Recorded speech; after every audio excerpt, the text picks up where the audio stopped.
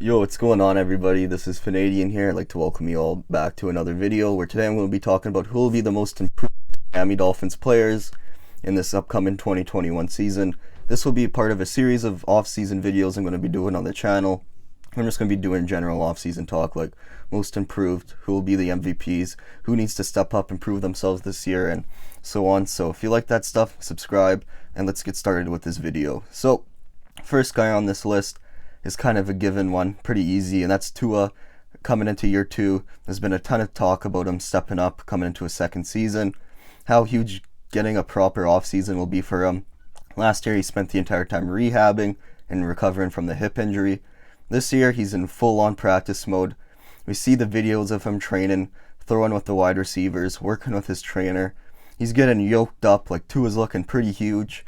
And that's going to be big for him because he didn't get to do any of that last year because he was just focused on healing. So just physically he's going to be a lot better. Him getting this time throwing with the wide receivers is going to help him be a lot better. They're going to build up synergy with each other, which will be huge. Him having these improved receivers coming in will help him out. Jalen Waddle, who he has synergy with since they played together at Alabama. I see them having a connection right away. Will Fuller is a great wide receiver for him to have. Devontae Parker and Preston Williams coming back healthy will be big, and Albert Wilson coming back from opting out because of COVID will be big. So he'll have a big improved wide receiver core that he has more synergy with. His offensive line I see being improved, and I see the running game being better too. So that's all going to help him out a lot. Also the fact that this year they're custom tailoring the offense to him. Last year the offense was all built around Fitz. This year they're going to custom build it to Tua and his strengths, which should be a big boost for him. And one of the final things that's going to really help him out a lot is that he gets to come in this year as the guy. He's not going to be throwing with the backups. He's going to be the starter week one, all training camp practicing with these receivers as the guy that the team's built around. And that's really going to help him out coming into year two. So really expecting big things for Tua in his second year here. Now another guy, another rookie that I see taking a big jump is Robert Hunt. And that's because I feel like Robert Hunt, out of all the players on the team last year, improved consistently the most, right? We saw him come start sitting on the bench, and then he slowly earned a starting spot as he was like that swing guy that would come in when they brought in an extra O-lineman. He eventually earned that starting job, and towards the end of the year, he was playing really good. I think PFF had him rated as one of the top right tackles at the end of the season. And I'm just talking straight up, not just rookies. So I think he's going to continue to build upon that. He's another guy I see posting online of him training. He's been training with his fellow rookies from last year, which is going to help him out because having more synergy with each other is going to be huge for these offensive linemen.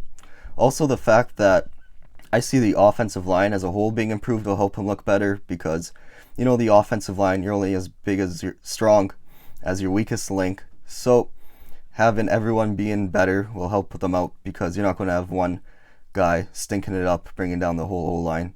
And just getting more time being used to be going up against these NFL edge rushers will be huge because Robert Hunt did come from a smaller school where he didn't have to go up against these guys as consistently. So getting more time going against these elite edge rushers will be huge for him, and I could see him improving a lot coming into 2021.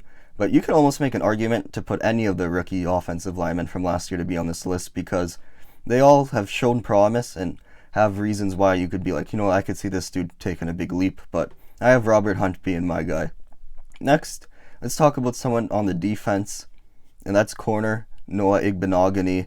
He didn't really get a chance to prove himself last year because he was just sitting behind Xavier Howard and Byron Jones. This year, they're saying he could compete for the slot position, so he's going to have a lot more of a chance this year, and I like that because I think they kind of drafted him to be a developmental piece.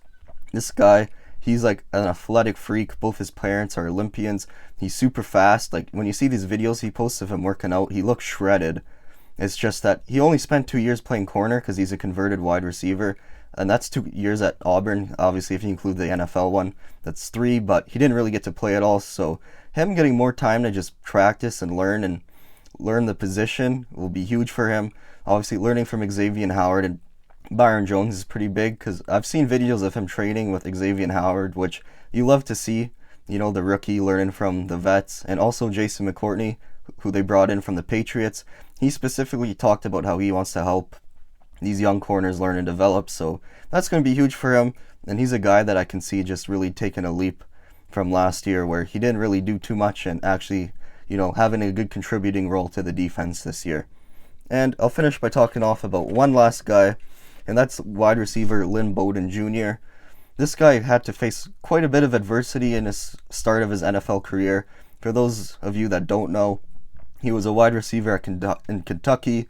In his final year, all three of Kentucky's quarterbacks got hurt, so he was converted to be like a wildcat quarterback, which hurt his draft stock. He still got drafted in the 3rd round by the Raiders, but that was to play running back. And then right before the season started, he got traded to the Dolphins to play wide receiver. So he had to go from a quarterback, running back, to a wide receiver while adjusting to learning how to play in the NFL during the COVID year. And speaking of COVID, he did end up catching COVID, so he missed time for that. So this year he could come back COVID-free, playing wide receiver from the start, build up more synergy with his guy Tua, and just learn the position. And I think he can really compete for this wide receiver 4 spot on the team, especially with a preseason where he could prove himself and earn that role. Will Fuller being out week 1 is going to be huge for these guys like him and Preston Williams to earn that number 4 spot and get some play time, which would really help him out, because he did improve last year, right? Like, we didn't really see him do too much at the start, which isn't really his own fault because of the situation he was put in. But once he got on the field at the end of the year, he had some really good games, like against Kansas City, for example, where you're like, this guy could really be a starting wide receiver in the NFL. So I like to see him keep working hard too, along with all these other rookies. Like, that's one thing I love to see from all the guys they drafted last year, is we've been seeing a lot of videos of them posting of themselves working out on their own time, improving and trying to get better, and doing it with each other too, which is huge. So these are guys I think will improve the most. Obviously it's kind of easy because, well, not really easy, but you could say I cheated a bit because I went with all rookies, because you normally say rookies take their biggest leap going into their second year.